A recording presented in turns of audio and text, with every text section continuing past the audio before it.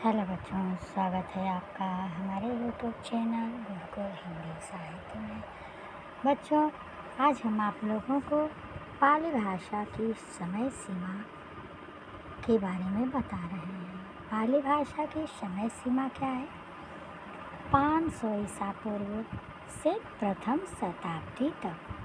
500 ईसा पूर्व से प्रथम शताब्दी तक पाली भाषा की समय सीमा मानी जाती है।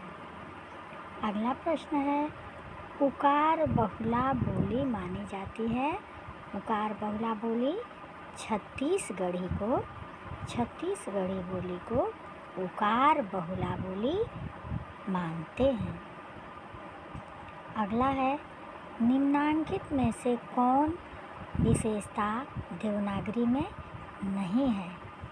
तो ये सारी विशेषताएं जो ऊपर दी गई हैं, ये सारी विशेषताएं जैसे इसमें जैसा उच्चारण होता है वैसा ही लिखा जाता है, या जैसा ही लिखा जाता है वैसा ही उच्चारण होता है।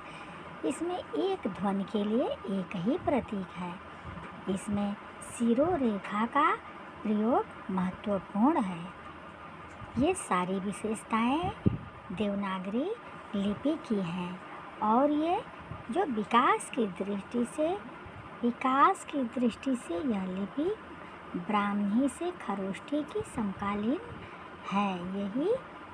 यही जो विशेषता है वो देवनागरी लिपि की नहीं है। अगला है, खेचर का पर्याय क्या होगा? खेचर का पर्याय तो आकाश में उड़ने वाला पक्षी, ग्रह, ये सभी खेचर का पर्याय होगा। इन सभी को खेचर के रूप में जानते हैं।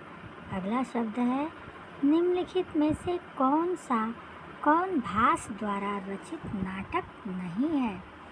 तो मृच्छकटिक भास द्वारा रचित नाटक नहीं है। अगला है, संस्कृत के किस कवि के लिए घंटा विशेषण का प्रयोग होता है? संस्कृत के किस कवि के लिए? तो कवि माघ के लिए, जिनकी प्रसिद्ध रचनाएं इसमें वर्णित तो नहीं है। तो कवि माघ के लिए